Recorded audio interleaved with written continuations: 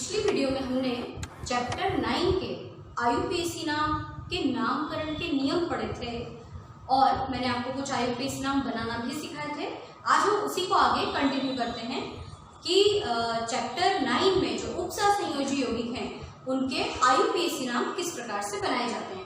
तो कल जो मैंने आपको बताया था नियम के अनुसार वो आपको अच्छे से समझ में आ चुका है।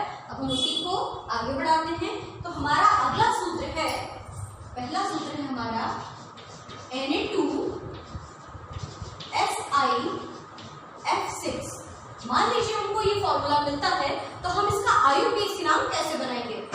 हमने नियम में सीखा है कि पहले जो भी आपको सूत्र मिलेगा उसे हम धन आयन और ऋण आयन में डिवाइड करेंगे।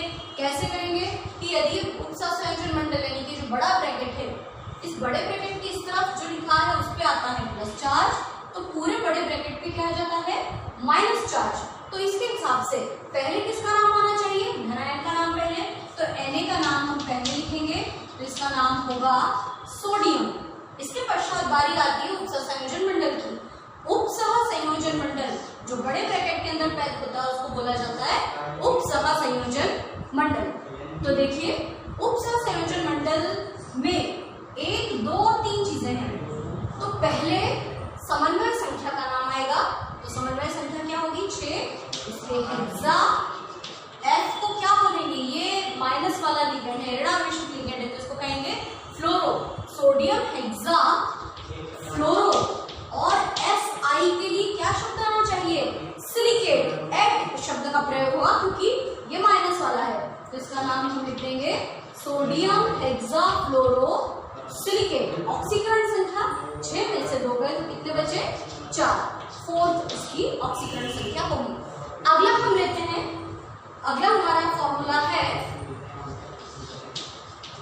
यहां से शुरू करते हैं Na2AuCl3 है ना। अब वही तरीका कि यदि बड़े ब्रैकेट के इस तरफ कुछ है तो वो धनावेशित है, तो बाकी बचा हुआ पोर्शन ऋणावेशित होगा। तो इस हिसाब से Na का नाम वही है सोडियम।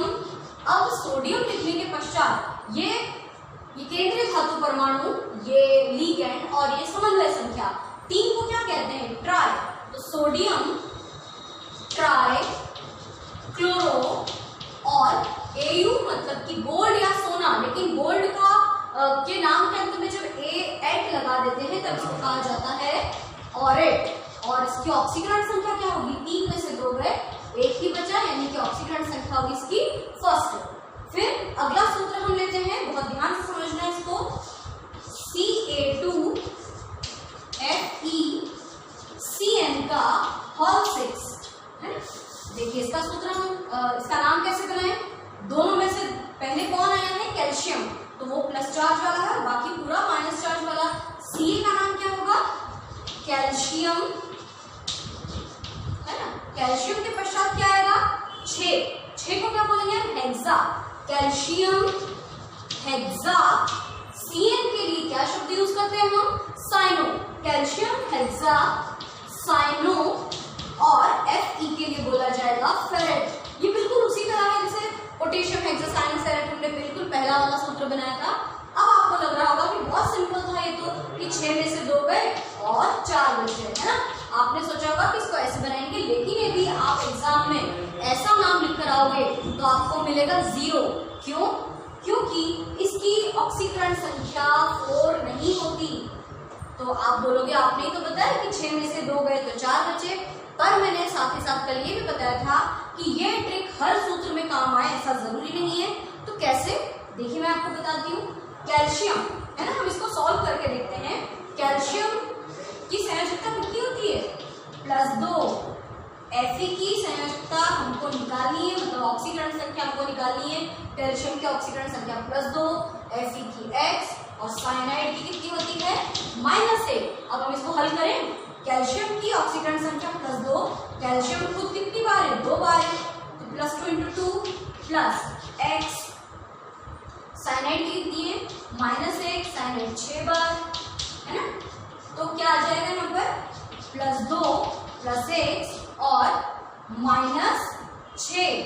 अब माइनस के 6 में से प्लस का 2 जाएगा, माइनस का 4 और x बराबर प्लस का 4। इसका मतलब यहाँ पर सॉरी मैंने गलती कर दी थोड़ी सी, 2 दूनी 4, यहाँ पे 4 आएगा है ना, प्लस 2 इंटू 2 यानी 4, 4 में से 6 गए तो बचेगा 2 और माइनस का तो जब इधर आएगा तो क्या हो जाएगा प्लस का 2।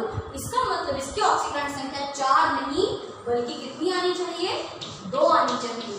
तो ऐसा ये ट्रिक यहाँ पे क्यों नहीं काम में आई कि 6 में से 2 गए तो 4 बचे, ऐसा इसलिए नहीं हुआ क्योंकि जो कैल्शियम है उसकी संयोजकता +2 होती है। तो आपको याद रखना है कि कैल्शियम की संयोजकता 2 है और कैल्शियम 2 बार है तो 2 दूनी 4 और 4 में से 6 गए तो बचा आपका 2।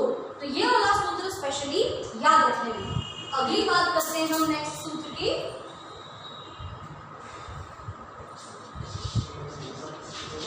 Na2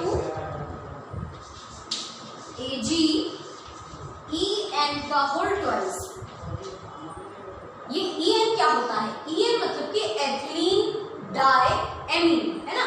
एथिलीन डायएमीन एक द्वितंतुर लिगेंड होता है। देखिए हम इसे हल करते हैं तो सबसे पहले हम क्या लिखेंगे, इसमें सोडियम लिखने के बाद अब बारी आती है समन्वय संख्या की। तो सामान्यतः जब एक दंतुर लिगेंड होते हैं तो हम समन्वय संख्या में डाई ट्राई टेट्रा पेंटा हेक्सा वर्ड यूज करते हैं, परंतु यदि हमारे पास ऐसा लिगेंड है जो कि द्विदंतुर है, द्विदंतुर किसको कहते हैं, द्विदंतुर ऐसा लिगेंड होता है। ये एथिलीन डायमीन का सूत्र एक बार और देख लीजिए। एथिलीन डायमीन का पूरा फॉर्मूला ये होता है, यानी इसमें 2 ऐसे परमाणु हैं, 2 नाइट्रोजन परमाणु हैं जो कि इलेक्ट्रॉन युग्म दाता का कार्य करते हैं। तो ये द्विदंतुर लिगेंड हुआ।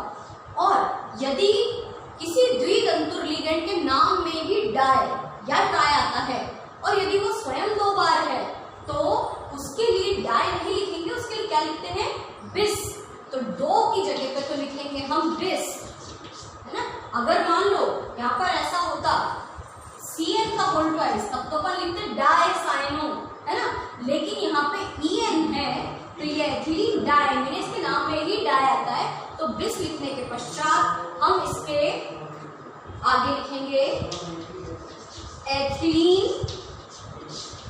डायएमीन, इसको ब्रैकेट में लिखेंगे। देखिए यहाँ भी डाई आता, अगर यहाँ डाई लिखते तो 2 बार डाई हो जाता ना, इसलिए हमने यहाँ पे बिस, और अगर यही चीज 3 बार हो तो ट्रिस, और अगर 4 बार हो तो टेट्रा किस बोलते हैं। तो सोडियम बिस एथिलीन डायएमीन। और Ag के लिए क्या शब्द आएगा, अर्जेंटेट, अर्जेंटेट।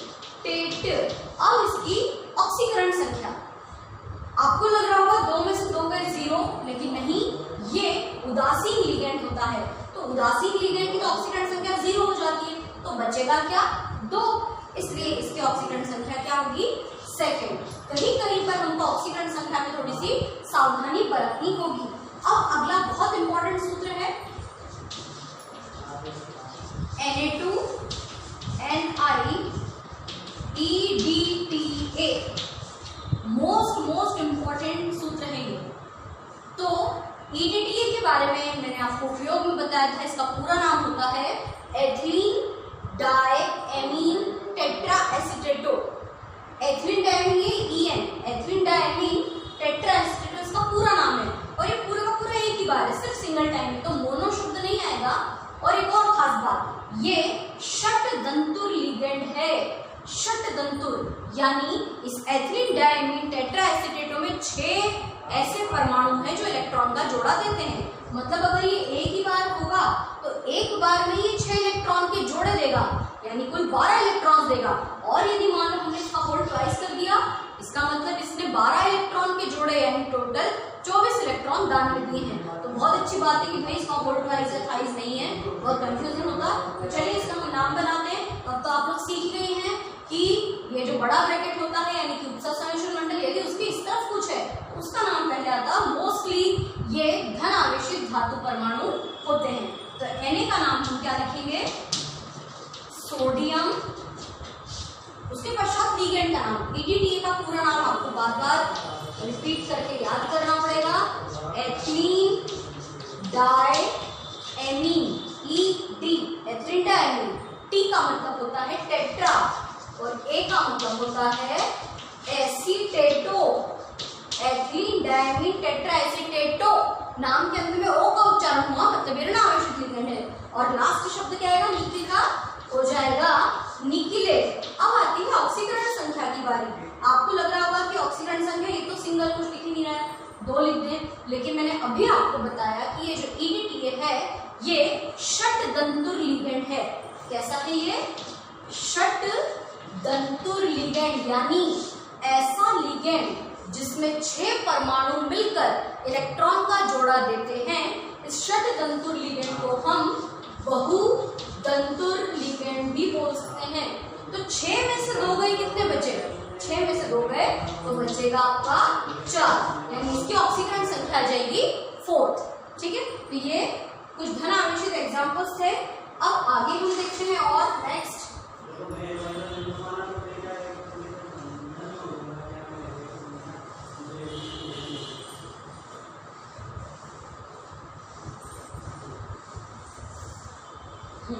अब आगे हम स्टार्ट करते हैं। नेक्स्ट फॉर्मूला हमारा, कल मैंने आपको उदासीन पे सिखाए थे, Cr(C6H6) का होल ट्वाइस। ये उदासीन लिगेंड है, मतलब इसके दोनों तरफ कुछ नहीं होता, वो क्या कहलाता है, उदासीन लिगेंड। ठीक है, तो 2 को क्या बोलते हैं अपन, डाई। C6H6 का नाम सभी जानते हैं, बेंजीन, डाई बेंजीन। और Cr को क्या कहोगे, क्रोमियम, डाई बेंजीन क्रोमियम। ऑक्सीकरण अवस्था इसकी क्या होगी, 0, क्योंकि जो उदासीन लिगेंड्स होते हैं उनकी ऑक्सीकरण संख्या 0 आती है। अगला एग्जांपल हम लेते हैं। अगला उदाहरण है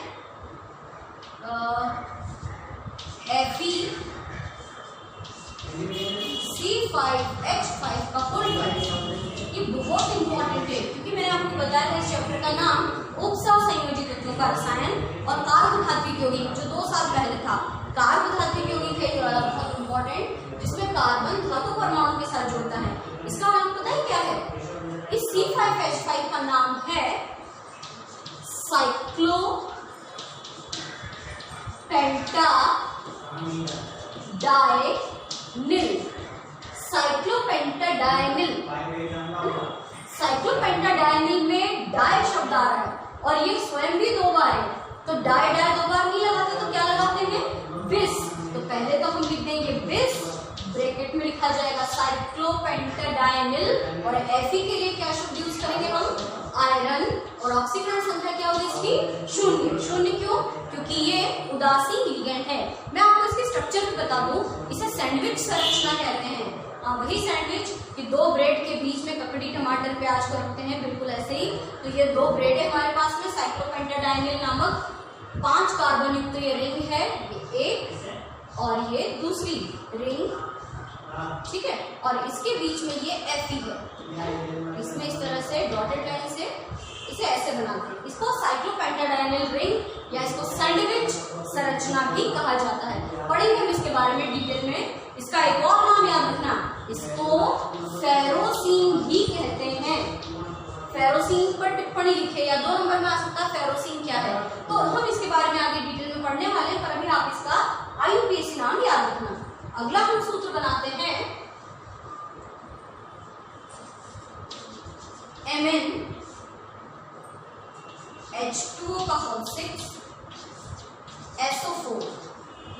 अब इसमें आपको क्या नजर आ रहा है कि इस तरफ कुछ भी नहीं है ना, तो इसका मतलब पहले कौन आया, उपसव संयोजन मंडल, तो इस पे आएगा धनावेश, तो पीछे वाले पे क्या आएगा, ऋणावेश। सल्फेट पे 2 माइनस चार्ज होते हैं, मुझे याद है इसलिए मैंने डायरेक्टली 2 माइनस चार्ज लगाया, आपको भी याद होना चाहिए। अब कैसे स्टार्ट करें, इसका IUPAC नाम शुरू करते हैं। तो पहले धनायन का नाम आता है, धनायन में भी मंडल की बात करें तो पहले संख्या का नाम आएगा, तो 6 को बोलते हैं हेक्सा, H2O को बोलते हैं एक्वा, क्योंकि उदासीन है ना, उदासीन एक्वा और एमीन है। एक्वा, Mn का नाम है मैग्नीज, और ऑक्सीकरण संख्या यहाँ पे SO4 को बोलेंगे सल्फेट, है ना, मैग्नीज सल्फेट।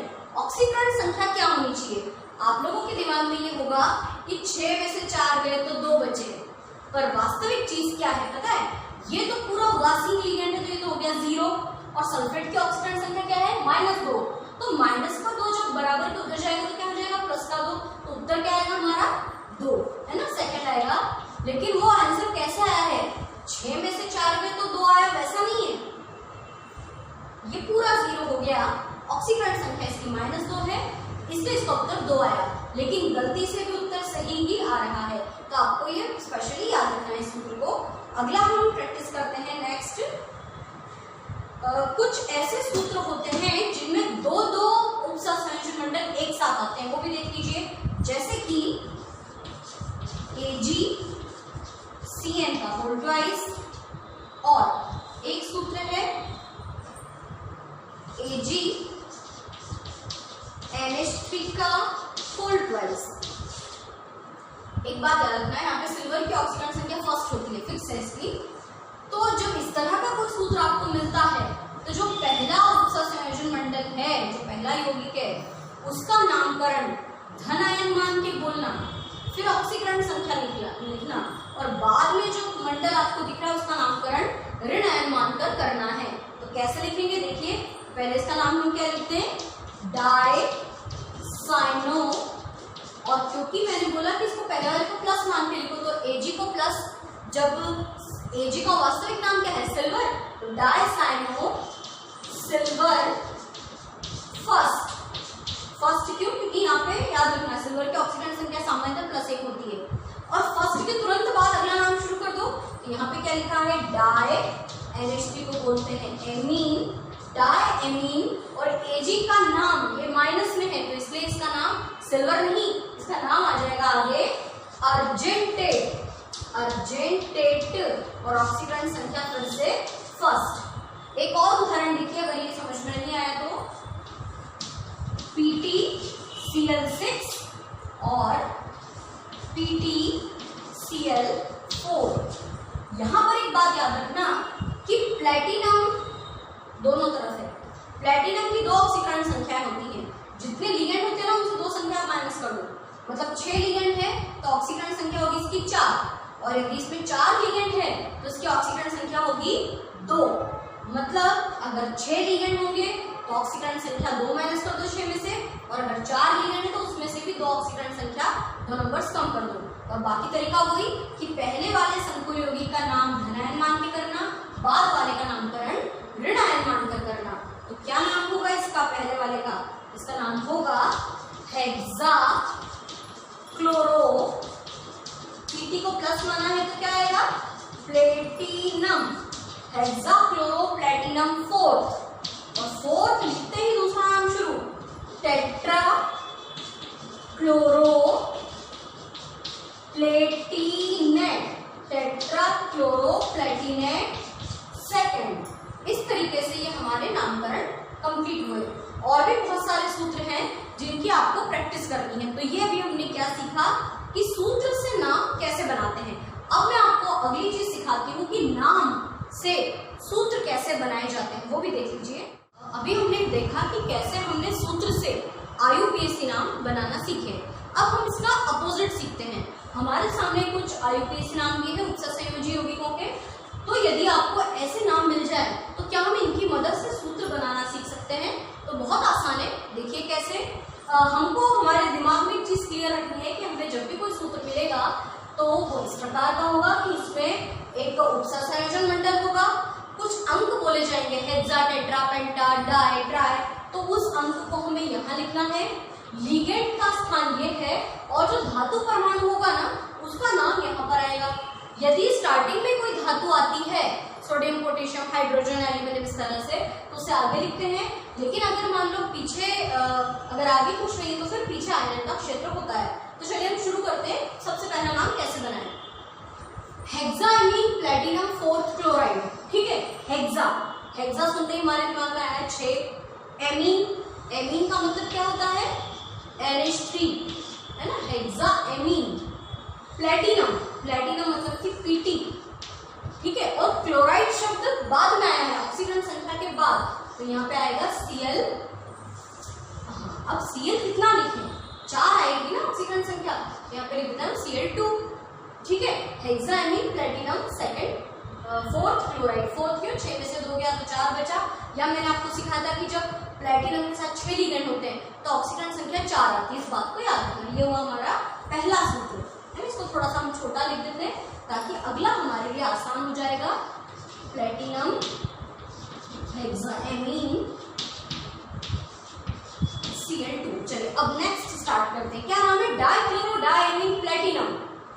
ये ऐसा आपको सूत्र मिल रहा है जिसमें दो दो लिगेंड है। डाइक्लोरो Cl2, डायमीन मतलब NH3 का होल ट्वाइस डायमीन, प्लेटिनम मतलब कि Pt और बॉक्स 1 दोनों तरफ कुछ भी नहीं है। और आपको लग रहा होगा कि ये उदासीन लिगेंड है। हाँ उदासीन है, परंतु एक बात याद रखना कि प्लेटिनम एक ऐसा एग्जाम्पल है कि जब उसके साथ में 4 लिगेंड होते हैं तो ऑक्सीकरण संख्या 2 आती है। देखिए 2 एमीन और 2 क्लोरीन, तो इसलिए डायमीन डाइक्लोरो प्लेटिनम की ऑक्सीकरण संख्या सेकंड है। ये उदासीन टाइप का है परंतु ऑक्सीकरण संख्या 0 नहीं है। आगे बढ़ते हैं।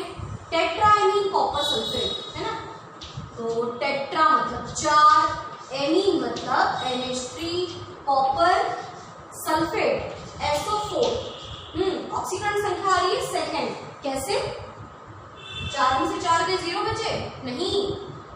एमीन उदासीन होता है तो ये तो हो गया टोटली 0। और अभी मैंने थोड़ी देर पहले बताया था कि सल्फेट की ऑक्सीकरण संख्या -2 होती है, तो -2 तो है ही, -2 उधर जाएगा तो प्लस का 2 आ गया।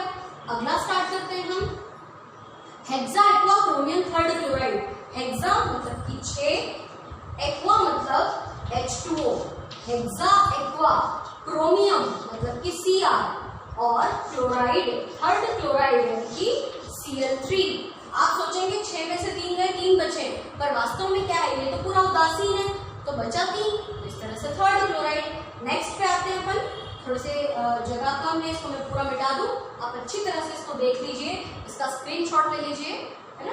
तो अपन आगे बढ़ते हैं। अब अगला है हमारा 5वां, है ना। अपन 5वें से स्टार्ट करते हैं। 5वां है सोडियम टेट्राक्लोरोप्लेटिनेट। सोडियम पहले आया है शब्द, तो Na इधर लिख दो, ठीक है।